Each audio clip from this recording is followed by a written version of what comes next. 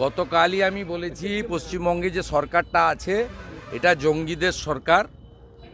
এর মুখ হচ্ছে সিদ্দিকুল্লাহ চৌধুরী, ফিরাদ হাকিমরা, জাভেদ খানরা, আর এর মুখোশ হচ্ছে মমতা ব্যানার্জি।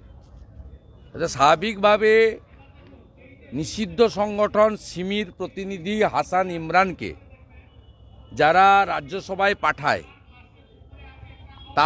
তাদের সরকারকে আপনি কী বলবেন? এটা তো প্রমাণিত সত্য। বাংলাদেশের জঙ্গি ভোটার লিস্টের নাম উঠছে, ভোট দিচ্ছে। পশ্চিমবাংলার সচেতন জনগণকে বলবো যে যারা ভারতপ্রেমী জনগণ, রাষ্ট্রবাদী জনগণ, তাদের ঐক্যবদ্ধভাবে এই বাংলায় এই সরকারকে, জঙ্গি সরকারকে উৎখাত করতে হবে নিজেদের এবং পরিবারের এবং বাংলার সার্বিক নিরাপত্তার স্বার্থে। নইলে আগামী দিনে বাংলায় কোনো নারী, কোনো শিশু সুরক্ষিত নয়। শতছিদ্র বাংলার বর্ডার, দীর্ঘ এলাকাতে জমি দেয়নি, বেড়া দেওয়া যায়নি, তাই প্রত্যেকের মধ্যে আতঙ্কের পরিবেশ। আমাদের সঙ্গে তো 2-4 জন সিকিউরিটি থাকে, ওদের সঙ্গেও থাকে যারা আমরা পদাধিকারী, এমপি, এমএলএ ইত্যাদি। কিন্তু সাধারণ মানুষ কোথায় যাবেন? তাদের নিরাপত্তা কে দেবে? খুব আতঙ্কের পরিবেশ বিরাজ করছে। লোক যদি ভাবেন যে জঙ্গি ধরা পড়েছে মুর্শিদাবাদে, পূর্ব মেদিনীপুরের কি? জঙ্গি ধরা পড়েছে ক্যানিংয়ে, নদিয়ার কি? তাহলে ভুল করবেন।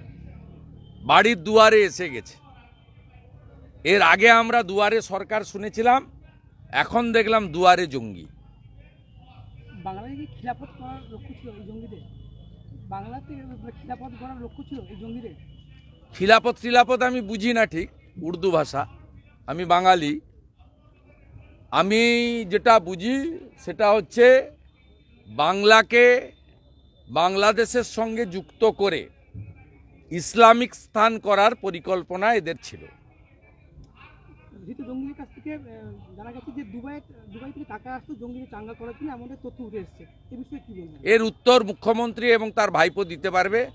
মুখ্যমন্ত্রী যতবারই বিদেশে গেছেন, 2বার করে 2 দিন করে দুবাইতে থেকে গেছেন।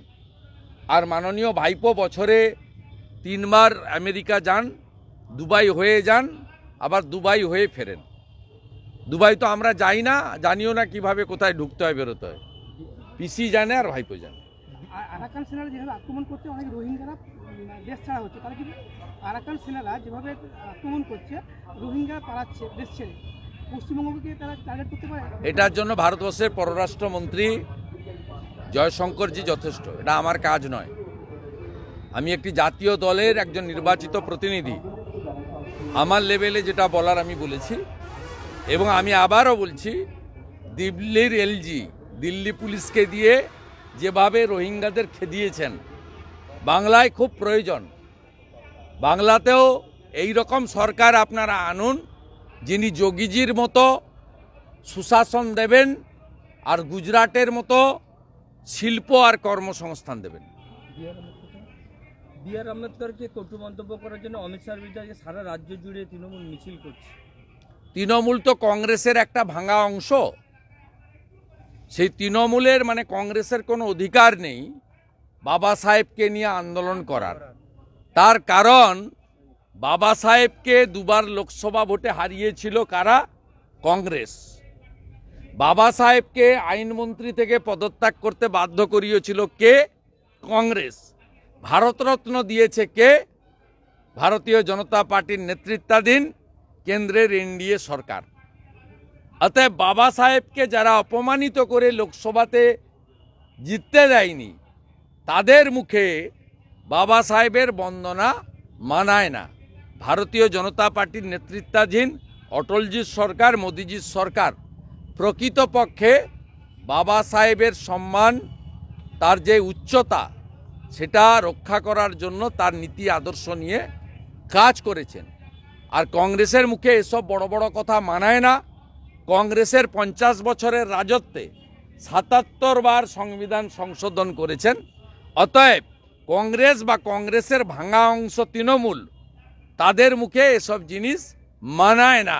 আর পশ্চিম বাংলায় সবচেয়ে বেশি অত্যাচারিত তফসিলি সম্প্রদায়, সবচেয়ে বেশি অত্যাচারিত।